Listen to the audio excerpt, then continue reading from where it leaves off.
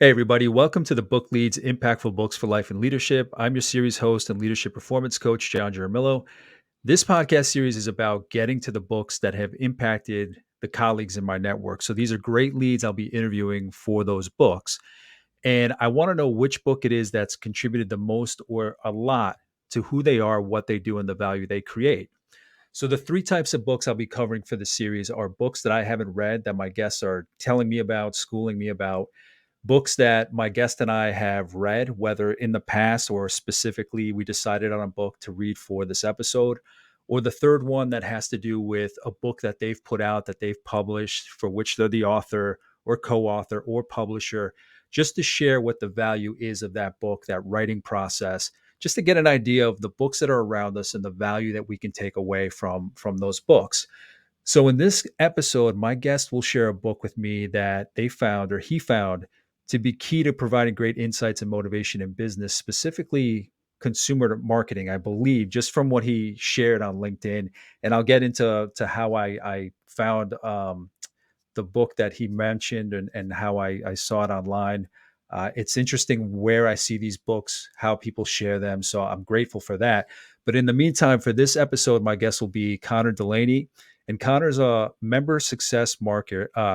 Connor is a member success manager at Impact Plus. An innovator at heart, Connor is always bringing new ideas to the table and challenging the norm to find better solutions for both the teams and communities he is a part of. If you ask him, he combines his passions for education and marketing to empower others to meet their business and revenue goals and loves building unforgettable experiences through groundbreaking industry events and engaged, passionate communities. And Connor, that just captures, based on what I see on LinkedIn, I'm breaking into the bio just to say that captures you perfectly because that's why I wanted to ask you to join me for this. But let me finish the bio and I'll get into that in a minute. Yeah. In his free time, you'll find Connor watching a Yankees game, reading a new book, or out on a hiking trail on his next adventure. So Connor and I met when he interviewed me for a board membership at the American Marketing Association Connecticut chapter. Our time did not overlap, but we had a great conversation. So I could tell that he was engaged. I could tell that he was committed to marketing. He's just got this energy about him. So although we didn't overlap on our board membership, obviously we connected on LinkedIn. I see what he's putting out. Again, that one paragraph that I just read really captures and resonates with me, Connor, what you do, what you share. I can tell you're pumped up. I don't know, maybe some of us are sharing things on LinkedIn and it's like, okay, there's another share, but there are certain people that put stuff out there. You can tell they're pumped about the information they're sharing, the industry that they're in, the field that they're in. Um, and not that any of us are not authentic, but your authenticity about what you feel for your industry and what you're doing, the people that you want to impact really comes through. So thank you for that. I appreciate anytime I come across somebody like that on LinkedIn.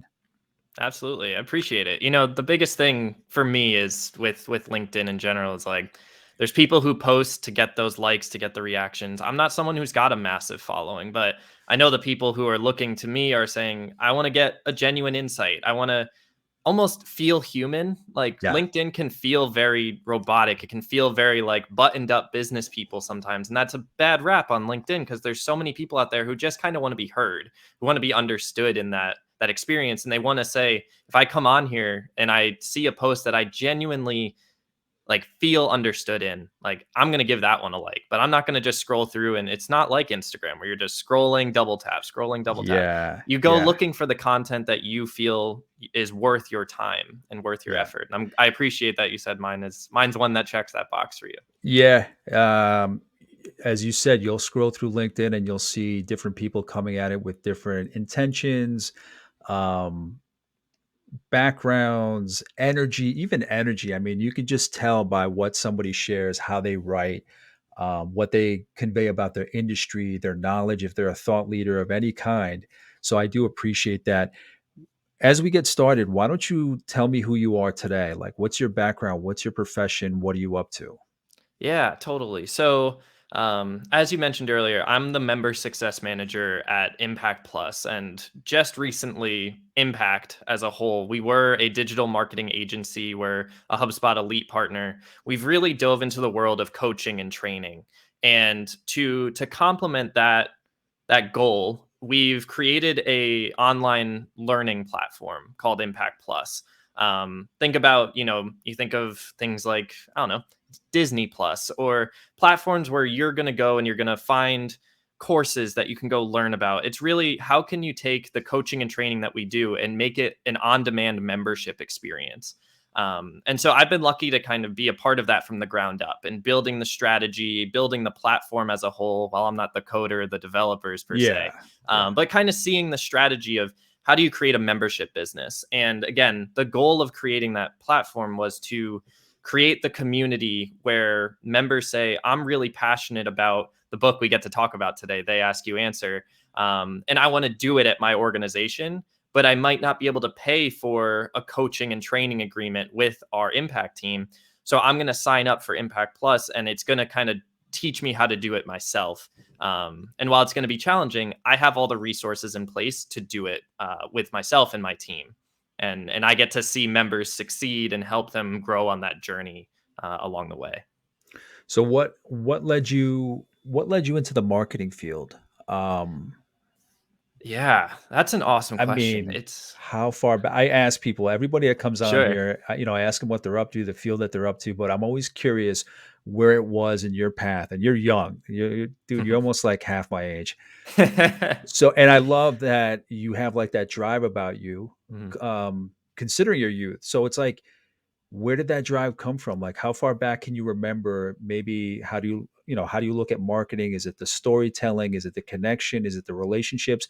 What was that point that kind of turned it on for you? How far back did you know that this kind of thing was what you wanted to do?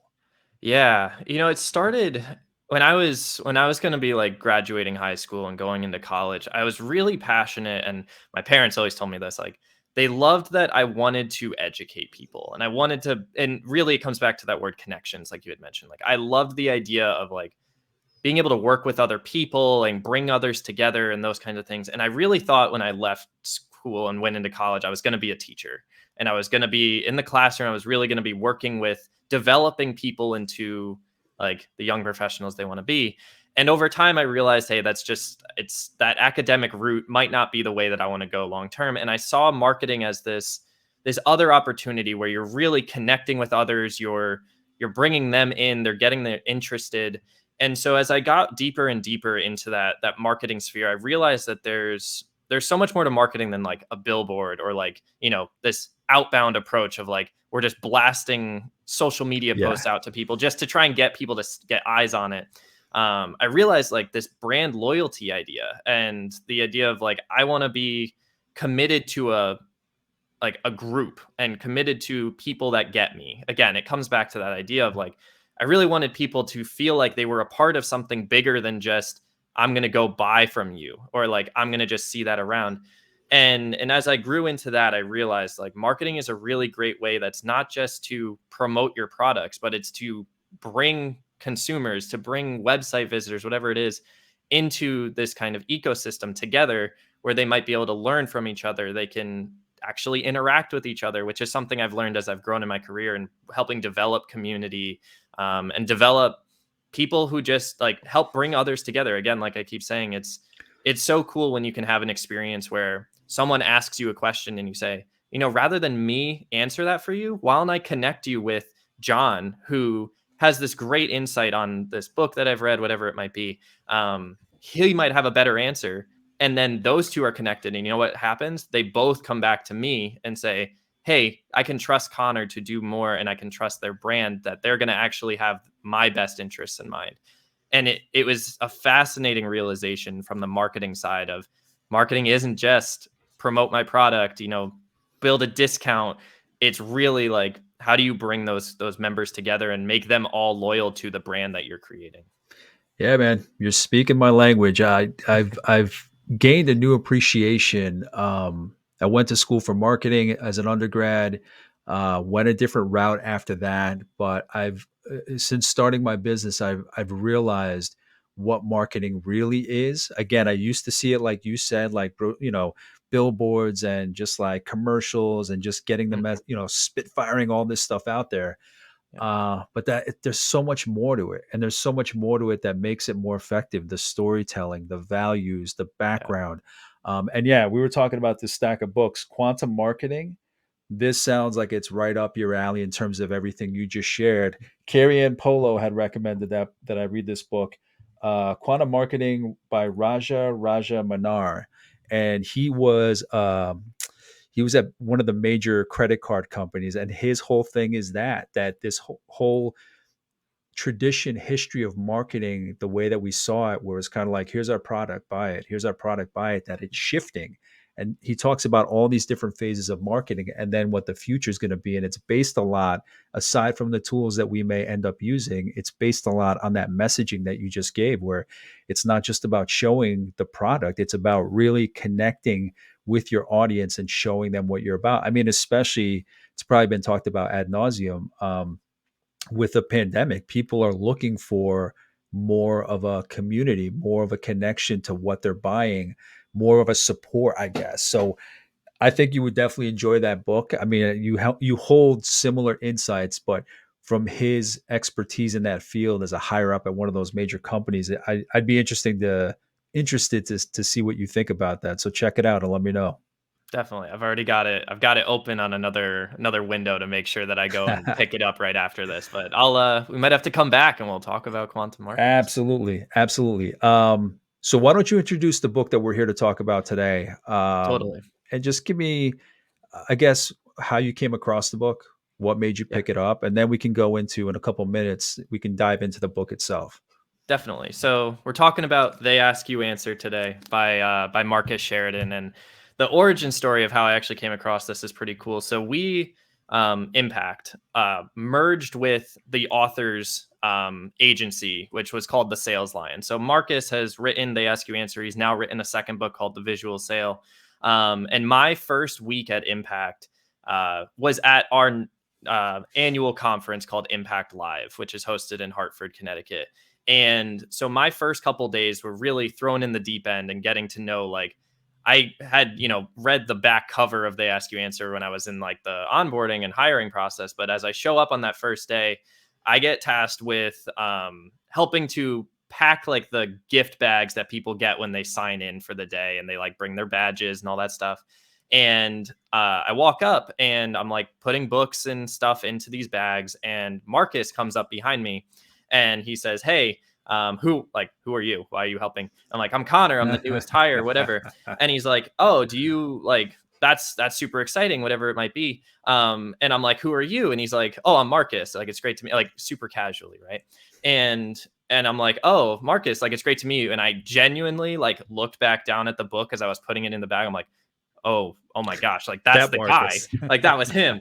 Yeah. So I get introduced to the book that way, and I'm like, oh, so like I just, casually shook hands with the author of this book. And I'm like, you know, I nerd out about this stuff. Like if I meet like an author, like I will, starstruck kind of thing of like now it's like stuck in my head. Like I can't unthink that I just spoke to this person. He was so nice to me and whatever. So I got introduced to the book that way. But when I first got hired at Impact, I actually was hired as a content trainer. And a big part of They Ask You Answer is creating content based on, the buyer's questions and how you can best serve what your buyers and your prospects might be looking for. So I had to kind of do the deep dive of like, I not only have to read this book, but I have to learn how to train people to implement what's in this book and to do it effectively. So that was kind of my speed track to being introduced to They Ask You Answer. And now, like I mentioned, like we do coaching and training on this book now as a company.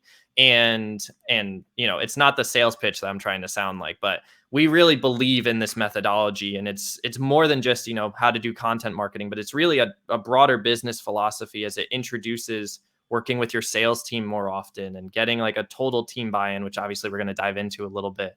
Yeah. But that's kind of how I was introduced to the book and how we use it on a regular basis now.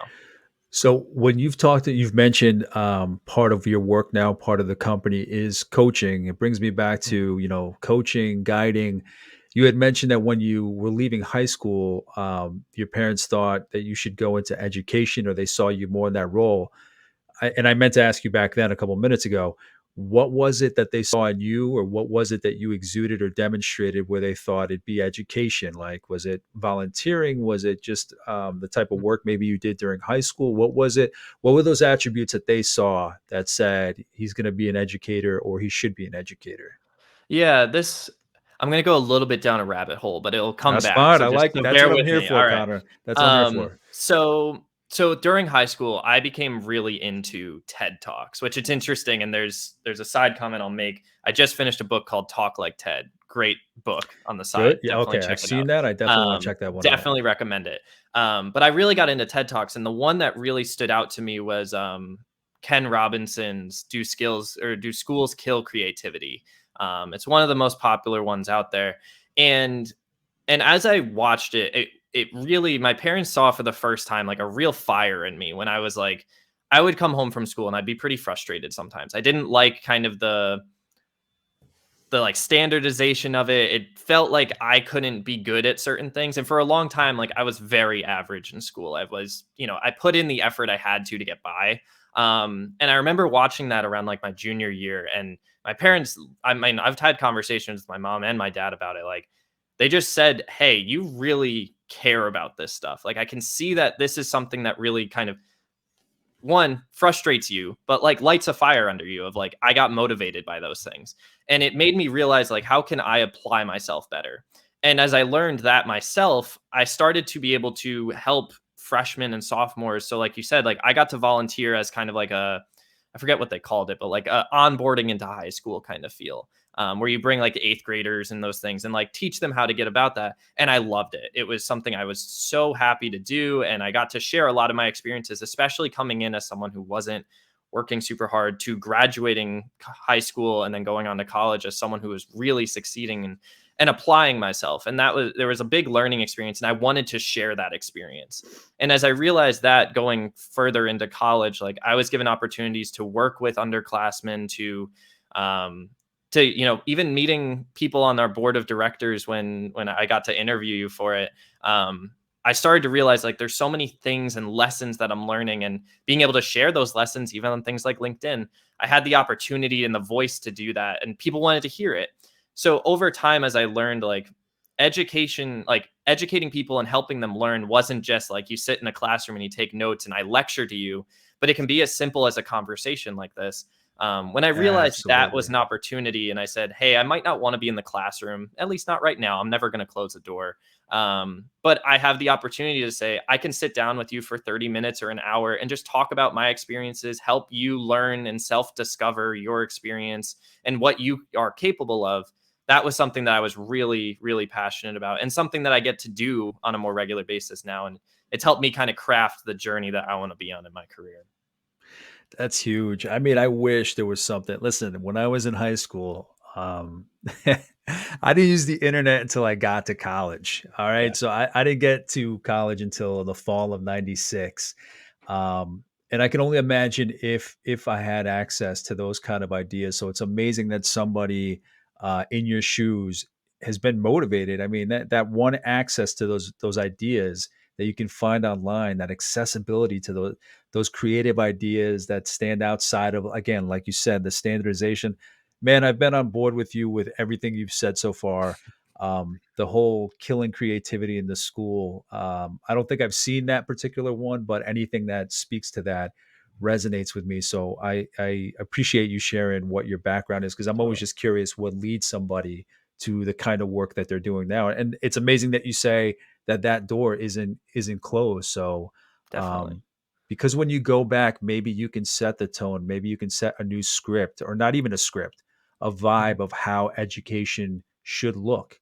Whether Definitely. you do it specifically to business, specifically to marketing, or anything, but it's just amazing what can happen in a conversation.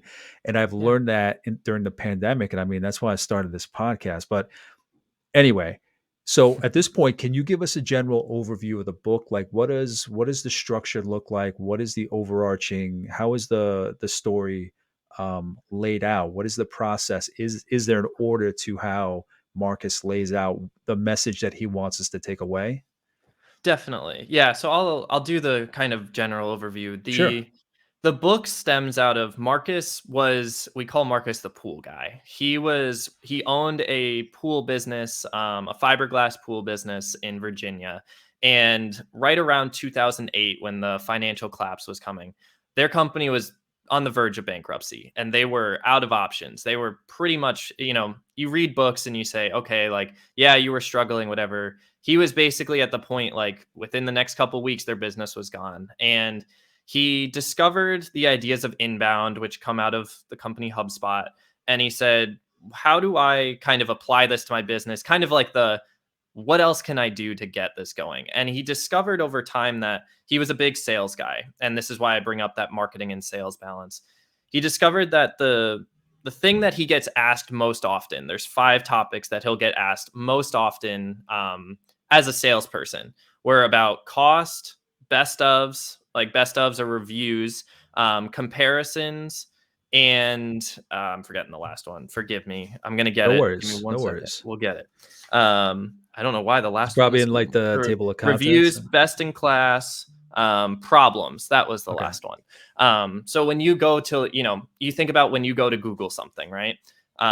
And you're going to go buy something. What do you search for? You're looking for what's the comparison between these two things? What do I need to know about this? What goes wrong with these kinds of things? And like, what's the best of in, I don't know, dog beds, those kinds of things.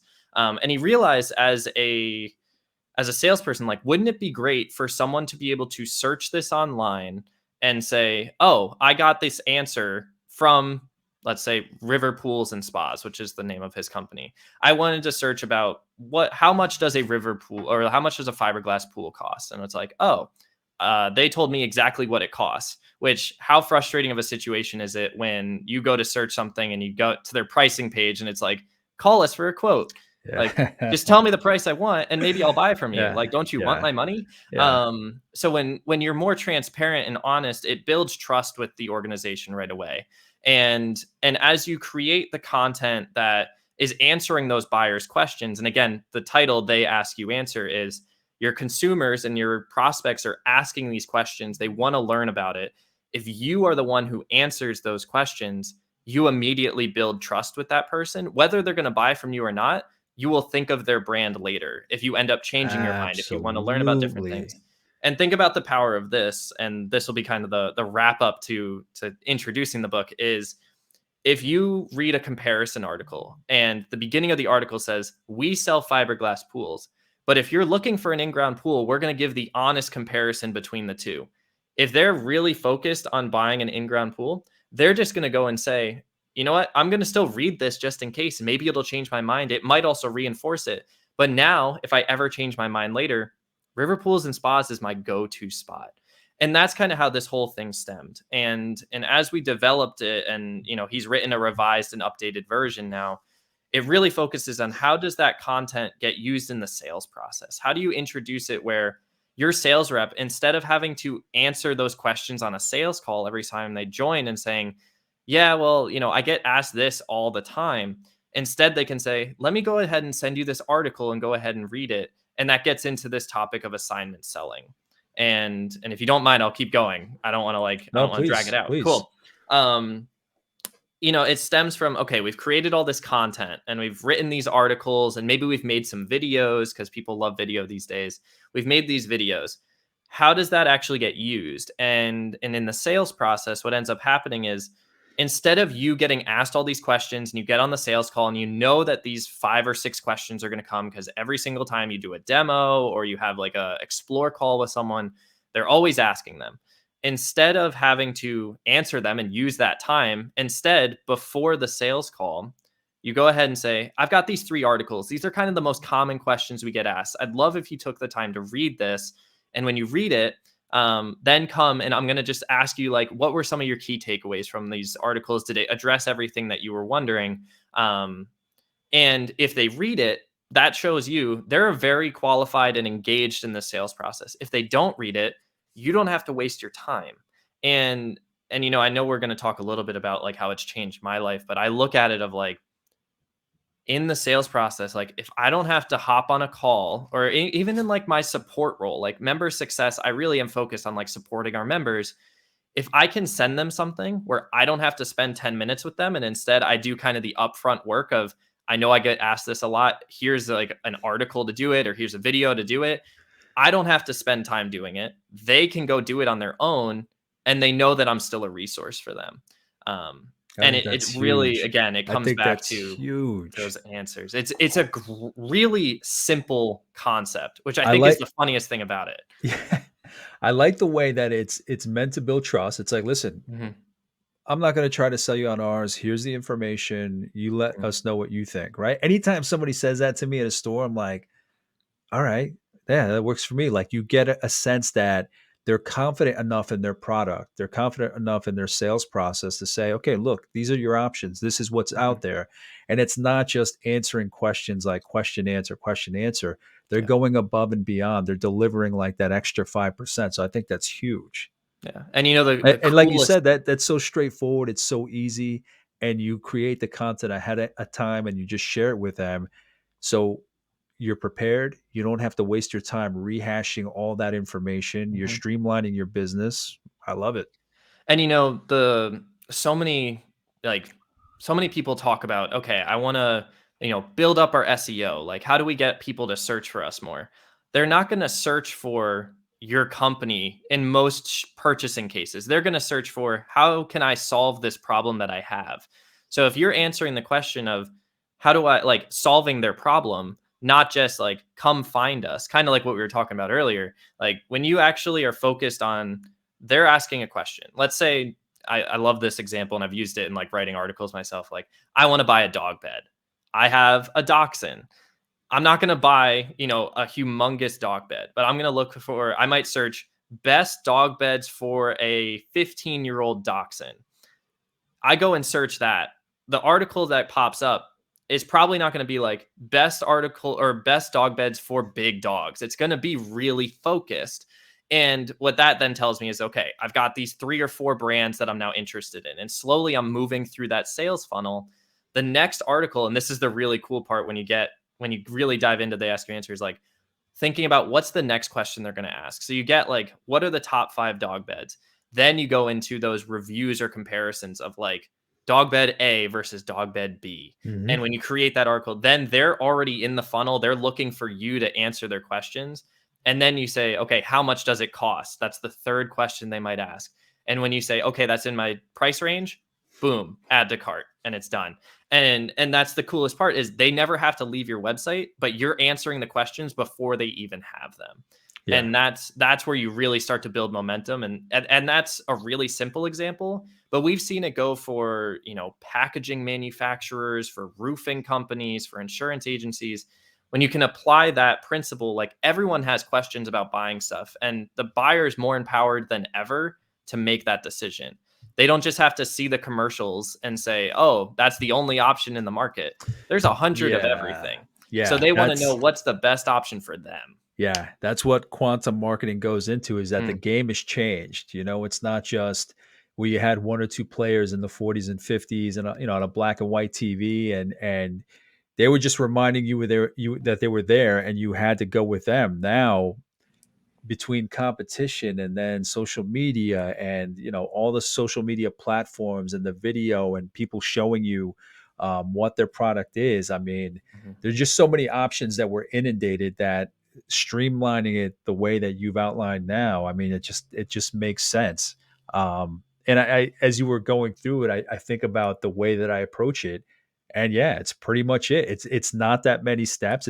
It's googling something comes up, then I check out a few, go to their reviews, then I look at the prices, compare it to the review. Is it worth it? So it's like it's like witchcraft. Not really, but it's I love that it's listening, it's paying attention. Mhm. Like a lot of what you said It's a huge currently point. is paying attention. You Yeah. know what? We get the same question over and over again. Why are we going to go through 10 minutes of explaining something if we know we get this in advance? We get 10 of these a day. Why not put together a blog post? Why not put together a video? Whatever the resource format may be, share it Mhm. with them. If they have the patience and we say, listen, I think this will help sort your thinking out on what you need. If they have the patience to go check, awesome. If not, I mean, it is what it is. But it seems very straightforward. It's crazy that it took this long for somebody to really outline it in that particular way. Right. And that's, when I read it as, a young professional just getting started, I'm like, oh, this makes total sense. And then you kind of read into the challenges of why people do it. Like putting price on your website is like a taboo for people. So many businesses that we talk to are so hesitant to put it on their website because they're like, well, our competitors are going to know what our price is. To be honest, if your competitor doesn't know what their price is, they're not a competitor. Everyone has a general ballpark of what the competition is doing, how they're selling.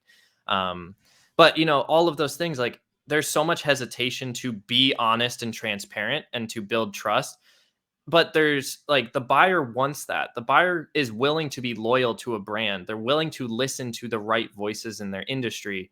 And if we're not taking the time to voice it, and again, it's so simple. Like I've never realized how like you read this book, and I've read it, 3 or 4 times now. Like you read it and you're like, why wouldn't everyone do this? But then you realize like it's harder to do than we think. But I'd love to go back to a point that you had just made of Sure, like sure. listening to your buyer. Like the magical part of they ask you answer is like as someone who's like on the, let's say I'm working with the people, like there's the questions I want them to ask, which is it's very me focused. It's very us focused. But there's a difference between what we want them to ask and what they're actually asking. And when we have to focus on that, and that's what's really cool about where we source these questions from. We've created the way that we train content on like creating content is like your sales team should be bringing you the questions like that they're hearing, and it shouldn't be like, well, I hope we get asked about this, because if it's, what are the 10 best pool games to play in your pool or best pool toys or whatever, you're not selling a pool by selling a pool game. You're selling a pool by saying this person asked about this maintenance tool we have to buy for it. We should talk about how to maintain a fiberglass pool, for example. And answering those questions, that's what closes a deal. And so when the sales team gets really involved in the questions that are being asked and the real questions, like word for word, like you can record a sales call now that we're even more virtual than ever. You record a sales call and you listen back and you're like, they worded it this way. Mhm. That's probably the way they would go and Google it too. Is if they were going to go search for that answer, they're probably going to do it the same way. They're not going to say it the way you might want, but that's not the point. The point is to hear how they're saying it, hear how they want it to be addressed, and addressing it to answer the questions the buyers have.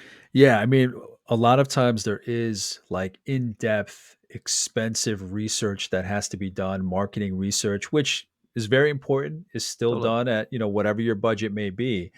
But it's amazing when I work with companies and sometimes, a leader speaks about some stress that they're going through and they ask organizational development questions about processes and just like spitballing ideas, but it's amazing how much companies don't tap into the information that like falls at their feet, Hmm. whether it's a customer or a set of customers per day per year, like throwing the same question out there and no one thinks, you know what, we should like answer this ahead of time and like organize it, streamline it and give it to them before they, when they ask, it's ready to go.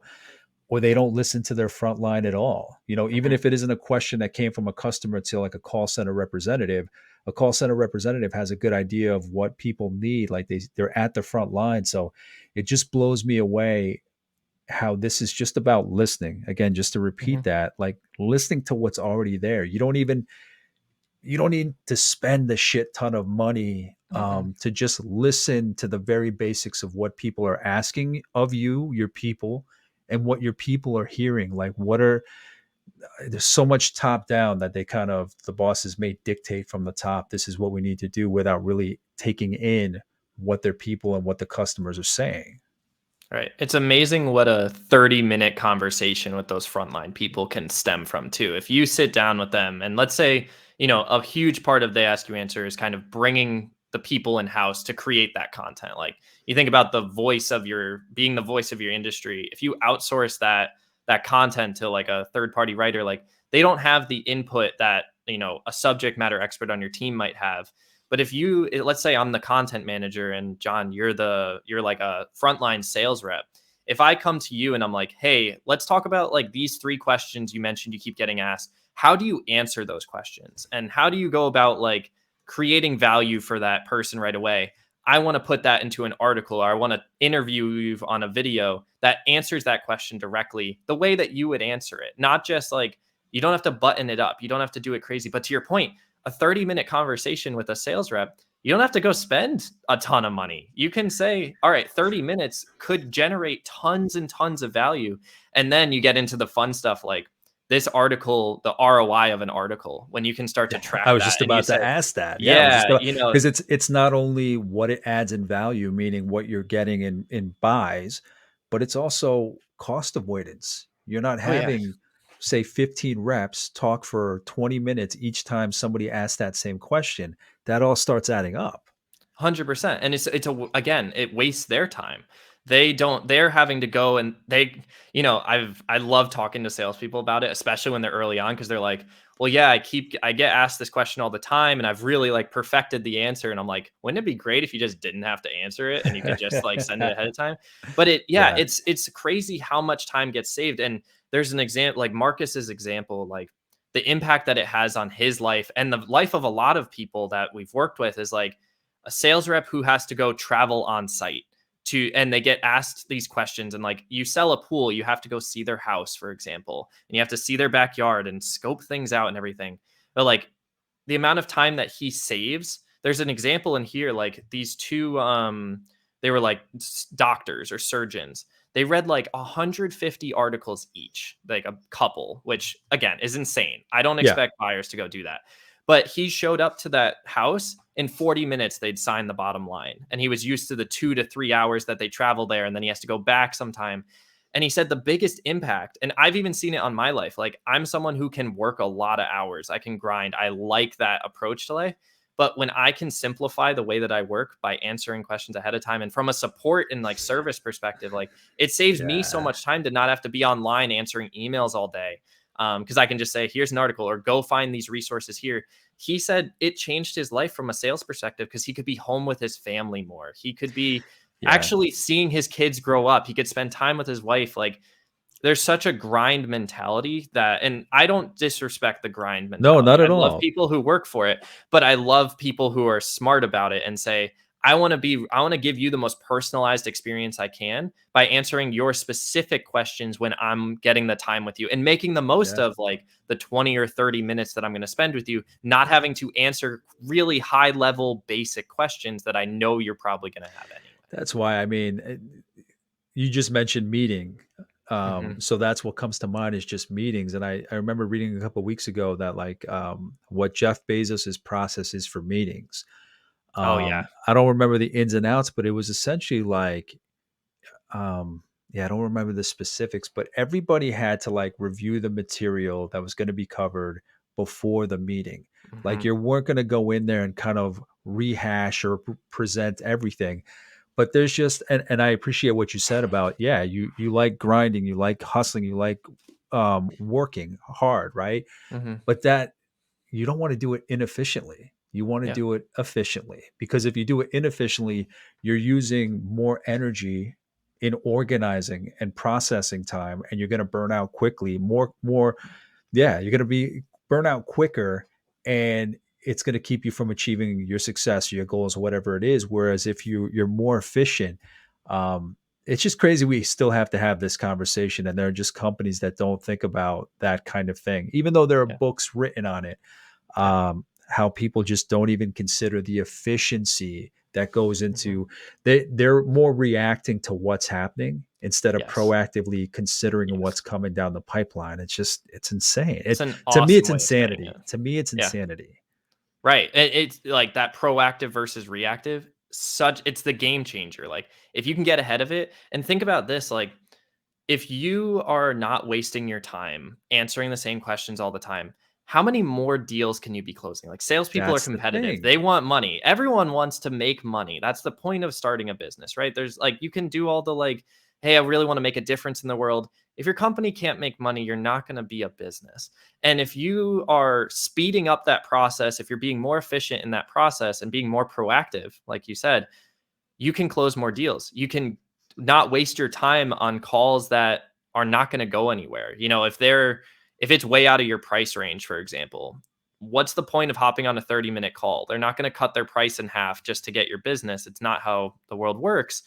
But if they know that ahead of time, it saves you, the salesperson, time. It saves the customer time. And they respect that, hey, rather than waste your time and hop on a call here, why don't you just read this article? If you still feel like you're a good fit, we'll talk. If you don't, for me, I'm a competitive person. I like to fit the bill. As a consumer, there's a motivation to it too. If I go read an article and I say, oh, I might not be a good fit right now, but I really want to work with you, how do I get to that point? What do I have to change to work with you? And what a power dynamic that is. The customer Absolutely. isn't always right. And when they say, I want to work with you, I want to do it your way, what do I need to do to get there? You are then in complete control to say, hey, let's change the way that you do this. Let's say the way that you're approaching the situation. If you make these shifts, we'll have another conversation. And it's like they're working to be sold by you, not you're working to sell them. Yeah, two things that come to mind just based on everything we've talked about in the last couple of minutes is just like the best customer service for me has always been it's never when they answer my question. Mhm. It's when they answer my question and then they're like, but and have you considered? So if I Mhm. go in and I ask a question, excuse me, and I ask a question and they just answer it and that's it, it's kind of like, ugh. It But if they're ends. Yeah, like, it's done. yeah, yes, no, but consider this, or in all honesty, the competitor, blah, blah, blah, blah, whatever it may be, but they go like that extra mile. So it's not just about answering what the customer thinks they need or don't need, but actually speaking to them about everything outside of that. Yeah. So And that's things one they thing. should be thinking about, right? Yeah, Like, things to they your should point, be like, thinking about. Yep. the trust that's built within that is huge. Like, when you say, "Yeah, that's a great question. Make sure you're also considering this." If I haven't thought of that, it's like, "Whoa, like, what do you mean by that?" Boom, they're hooked. They're ready to talk Exactly. to you more. That and also if you like you said, if you don't get the sale now, you're building that trust for later. Yeah. To me, I mean, I the first couple of jobs I had in high school were like in a factory, Mhm. with my parents, blue collar workers, and then Yep. in a hotel. So I still say to this day, my success in anything I do is that customer service is going above and beyond. So even in the factory, there was a client and they had, there were metal pieces and you had to have the right measurements. So we were constantly doing it, a lot of quality control, making sure that it was done right.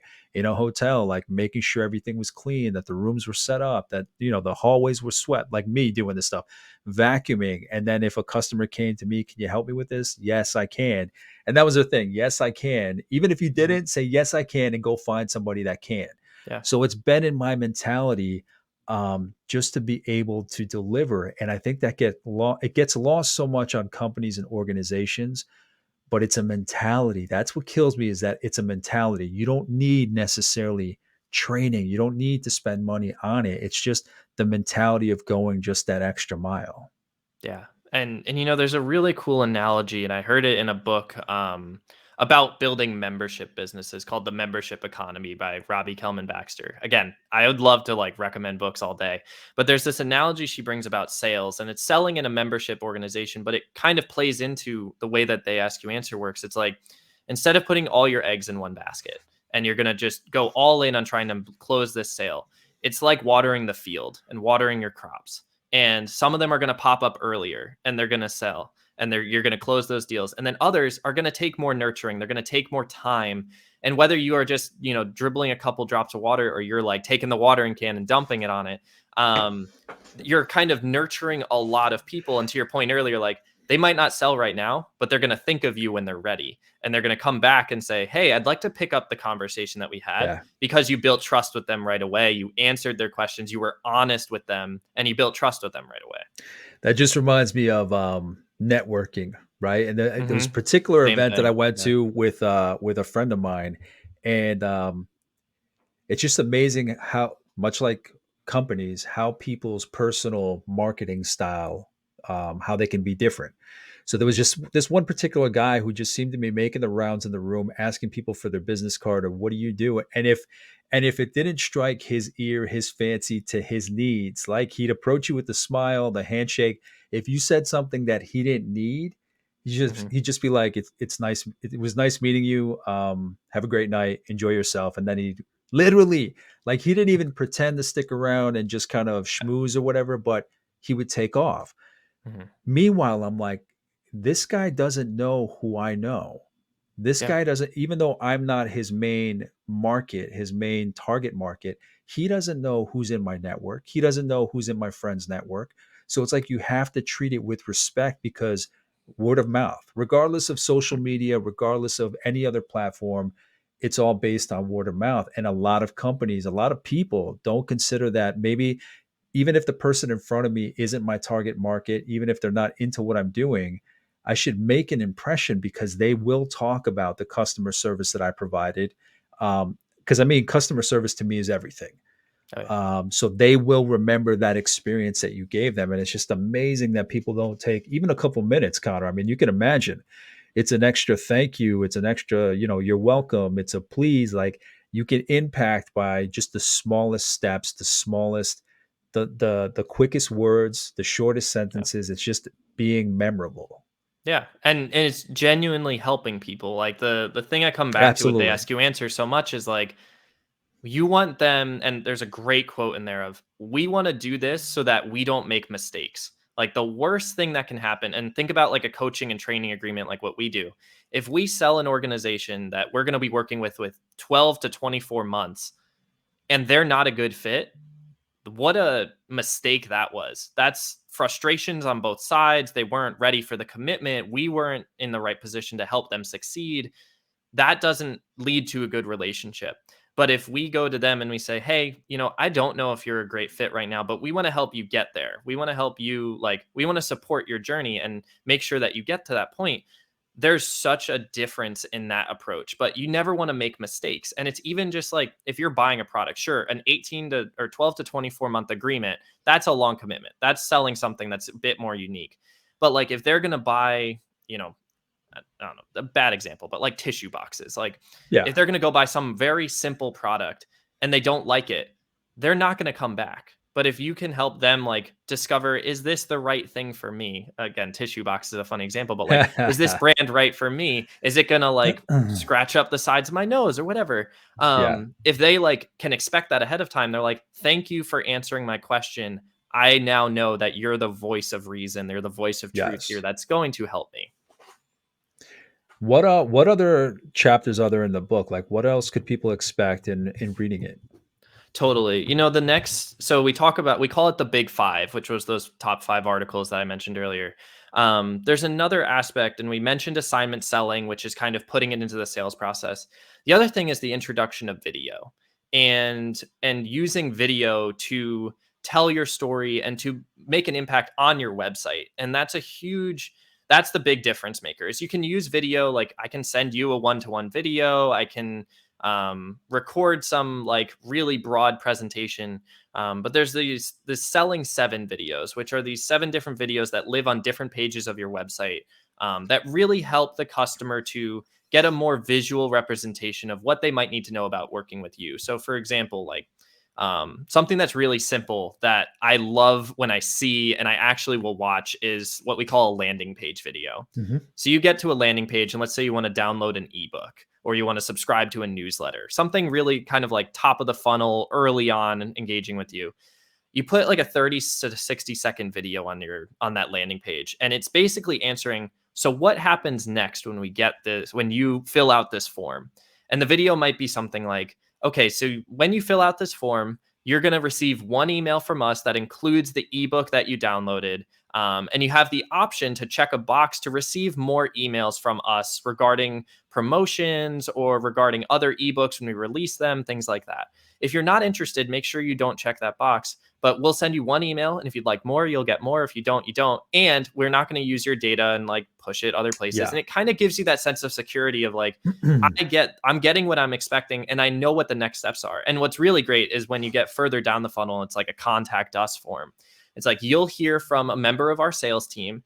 They'll reach out to set up a time to talk together, or they'll send you some resources to read ahead of time before we talk, setting the expectations ahead of time without you having to actually email them. They already know what to expect. And that allows you to either automate it or to just speed up that process of you already know what I'm about to send you. You're not anxiously waiting. It can set a timeline, all of those things. The other Selling 7 videos, that one's kind of the easiest to get started with. And it's the most directly impactful. If you want people converting on your website, like give them security that they know what they're getting into. The other one's a customer journey video. And I'll only talk about a few. I'm not going to deep dive into all of them. The second one I'll talk about is the customer journey video. And rather than just a case study, which is like, we did all this great work for them and they like love us and here's the results they got. The customer journey really takes a step back and says, where did they start? What were they struggling with? Where did they need help? And it introduces, I quote a book called Building a Story Brand by Donald Miller. Great book. Love Donald Miller. Really, I just read it earlier this year. Yeah. Oh, awesome. Yeah, it's a great book. And it's really introducing like the customer's the hero in this case. And the journey that they're on, let's say Impact, for example, is the guide that helps them along the way, which is a big point of that, like the hero's journey and talking about that. And the customer journey video is designed to say, okay, this customer started here. They were struggling with this. They were trying to do this. These were the solutions they were doing. Impact came in to help them get the results they wanted. And then here's the result that they're seeing now and how they're doing. It's less of Impact did great work and they are getting the results. Happy. It's they came in with an issue. They took control. Impact helped them along the way. And here's what they're doing now. Yeah. Cause I mean, I think it's from that book and also from Quantum Marketing, where it's kind of like, somebody comes to your website, somebody comes to your company, sees a testimonial, they can't necessarily relate to that person's success. Relating to it. 100%. They can relate to the issue. They can relate to seeing somebody going through the same problem, having the same problem. So that they connect better with that than somebody's success story. So that's a great point. This is where I'm at right now. I relate to where they were at 6 months ago, a year ago, whatever it might be. I want to be where they are now. Yeah. I'm sold. Like I'm ready. The last video that I'll introduce is called the 80% video. And it's very much similar to the big 5 articles that we talked about earlier. The 80% video is addressing 80% of the questions that the sales team gets asked. And so rather than, 5 individual articles, this 80% video is like, when you land on the website, here's what we most commonly get asked. And this video becomes a sales tool. It's also something that like, instead of an FAQs page, you have an FAQs like video basically. And that 80% is really to address, these are the most common questions we get asked. And we're going to answer them in this quick, let's say 3 to 5 minute video. Sometimes they're longer, sometimes they're shorter. It all depends. And the book does a really good job of like differentiating, like, should it be 50 minutes? No. Should it be like 3 to 10 is like a safe range of like answering questions in depth without going too far. But it really addresses like, it might be price and it might explain a price, like how you get to the pricing. But the 80% video is a great like visual representation of putting they ask you answer into practice. So those are the 3. There's 4 more. I won't dive into them. I'll let that kind of be the teaser to how we implement video. Yeah. I mean, I don't know, just based on what you've shared of building trust and then those great examples, I think that's enough to draw people in. Hopefully they see the value in that. I definitely do. So when it comes to this book specifically, what are your major takeaways? And even though it's a business book, even though it's a marketing book, I think I've mentioned it just, to me, marketing is about psychology. We've talked about how it's about relationships. We've talked about how it's community. So I'm curious, when you read this book, that even though it has its strategic and specific processes for achieving the results it wants you to achieve, how do you use that? How do you take that away? You, Connor, not as you as a representative of Impact. Yeah. How do you take it away for your life, your leadership, your work? How has it influenced you? Yeah, from a buyer's perspective, I'm much more critical of buyers, and it really showed me the power that I have as a consumer to say I can do more research and I can find a brand. The amount of times that like I could go for the first option that comes to mind, like big brands, the people who get the most recognition that you see most of the time. But if I do a little bit of research, I might find something that's more intriguing. It more directly answers what I want, not just the one that I know of. It's forced me to really think about like what my customer, like my consumer journey is as a whole. Like I mentioned, I'm more critical of like websites when I go to I mentioned the like pricing page. The thing that's most infuriating to me is when I want to give a company money and they won't tell me how much money they need. I won't give them money, right? Um, Yeah. but like that's just one example. Like I want to know that I'm making the best decision for myself. And it comes back to that quote I mentioned earlier, like we created this process so that the consumer doesn't make mistakes, and you can use it in the sales process of like so that you don't make a wrong buying decision for your organization, but also so you don't make the wrong buying decision when you're buying the dog bed. So it really makes me step back and say what are the real questions that I want to ask when I'm going to go buy things. But again, I guess the second half of that is what we talked about earlier with like the impact it can have on your like lifestyle.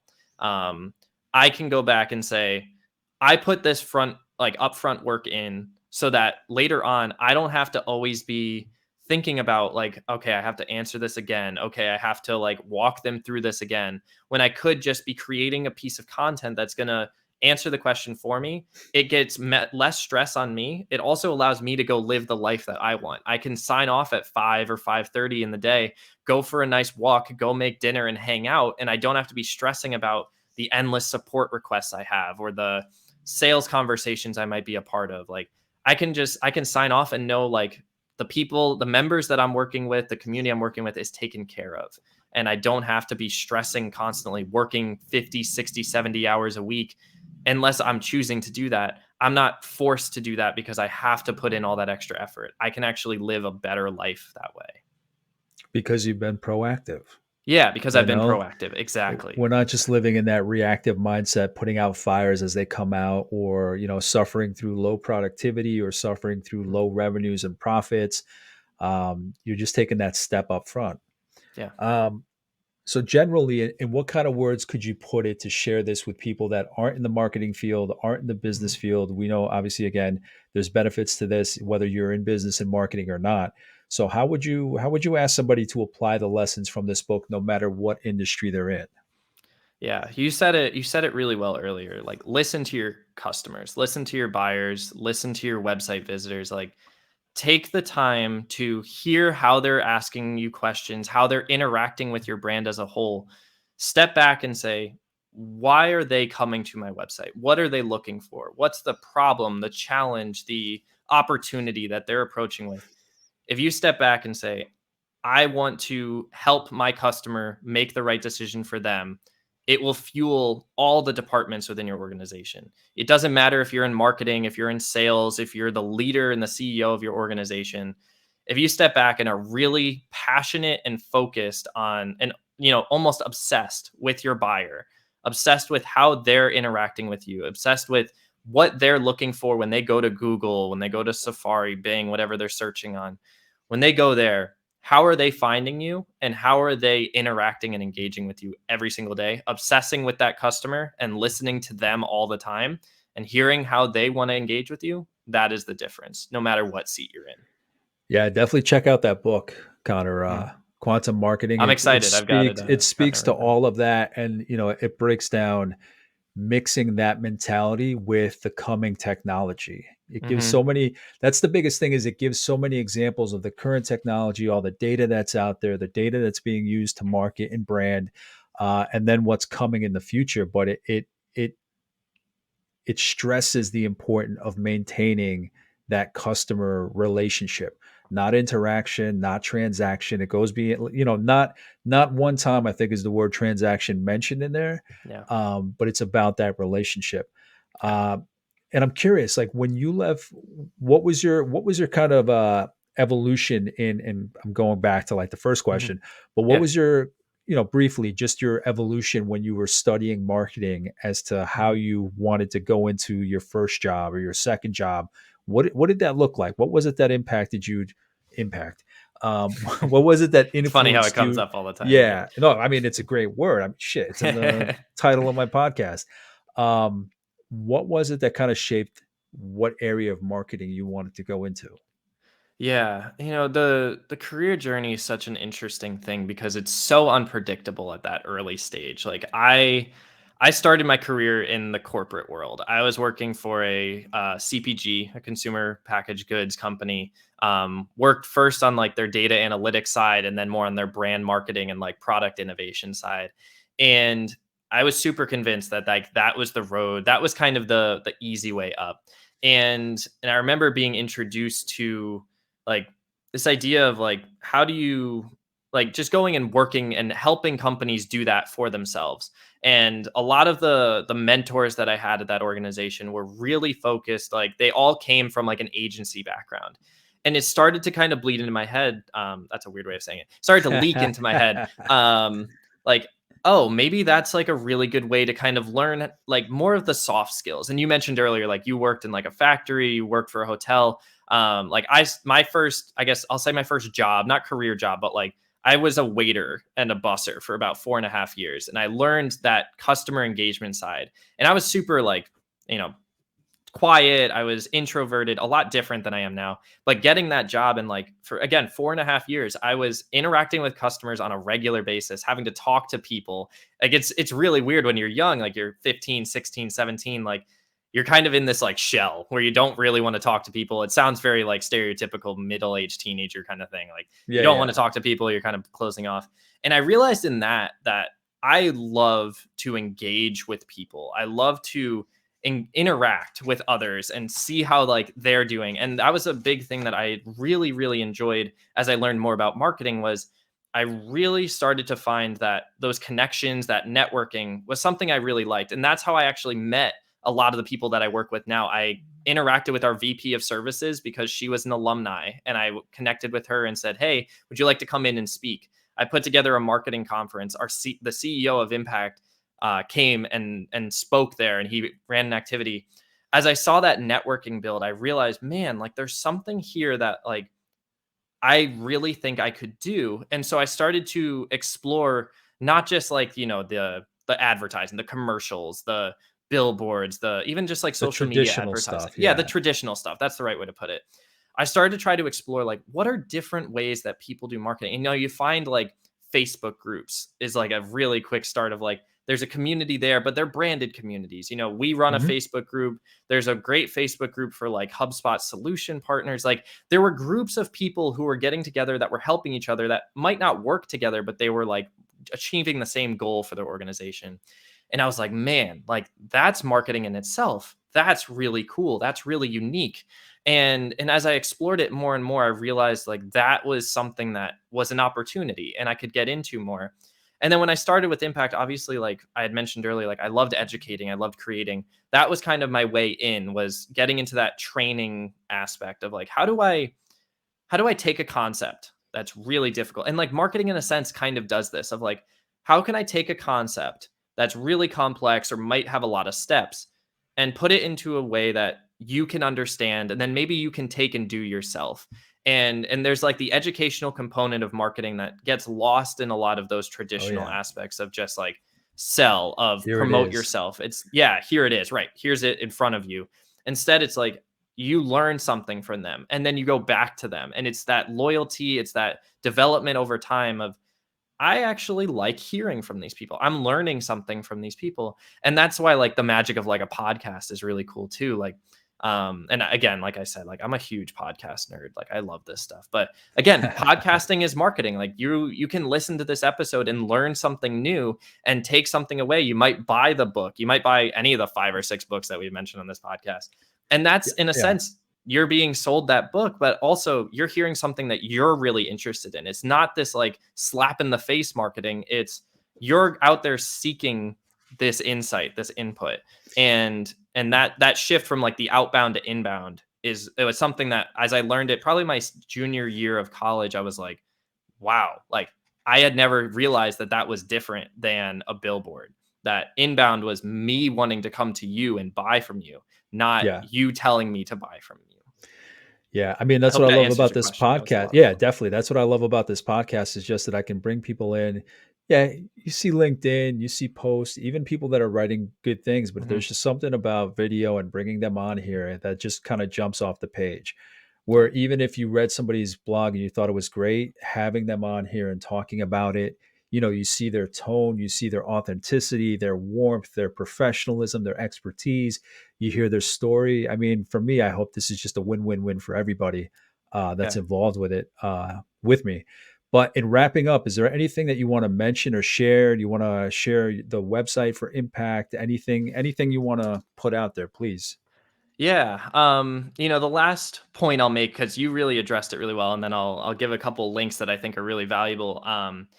Being empathetic and being human in those engagements too. Like, the great thing about a conversation like this, or even a video, is you actually see the people you might talk to. You interact with them on a human level. It's not just like me in a chat corner that just says like impact logo on it. It's like Well, it's my face. the thing that came up is if I'm reading a Q&A or an FAQ, Hmm. I'm reading it with my perception. So I'm reading Yes. it with my tone. I'm not getting the tone of the company, of somebody that would authentically want to help me. I'm reading it the way that I think they'd probably read it to me, which is like, cold and like calculating and all that. So that's a great point. Transactional. Yeah, Transactional. exactly. Yeah. Exact. Perfectly Right. said. And then you hear it from them and you're like, "Oh, this human just told me, fellow human, something, and now I understand it. I know who they are." Like, Yes. it introduces you. So in terms of like links and introducing Impact Plus, a really fantastic way to get introduced to They Ask You Answer. There's a great course called They Ask You Answer: The Fundamentals with Marcus Sheridan, the author, did a course for everyone.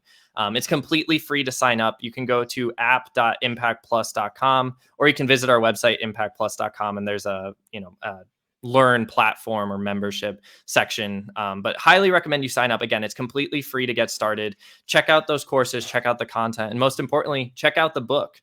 It's a really quick read. It's broken up into mini chapters. I mean, the chapters are like 3 pages each. I love that kind of reading style, but it's like That just 80 came up. chapters that are like like 3 pages Yeah. each. It's really quick to kind of like read a couple, put it down, try Yes. it out, try to apply it. It's very much like pick it up, read a couple, put it down. Yeah. And you That don't have to like read the whole thing to get it and get started. That just came up in another conversation where obviously we're not lazy readers because we like reading, but Mhm. the short bursts of, 4 or 5 page chapters and you get the idea out, boom, on to the Yeah. next one. It comes up a lot. So I have that Right. same appreciation. Right. But Connor, and I'll share the links that you provided me with. So Thank you. that'll be Yeah. up there, whether it's the video or the audio. So that'll be out there. But in the meantime, thank you for sitting down with me with this conversation, for this conversation on the book. They Ask You Answer, a revolutionary approach to inbound sales, content marketing, and today's digital consumer. I think it's applicable to everything we see, everything we experience. I love the entire psychology behind marketing and just the consumer and the respect that we should give them. So it's an amazing book, and I took everything away from this conversation that I thought I would. To anybody listening or watching, if there's anything that I might have missed, that I might have asked, we're limited on time, but please let me know wherever you see this or on my social media. Reach out, let me know if you have a question for Connor, and I'll make sure he gets it. In the meantime, Connor, thank you so much again. And any other books you want to discuss, please come back. And Absolutely. thank you to everybody for watching and listening. And I'll see you in the next episode. Take care.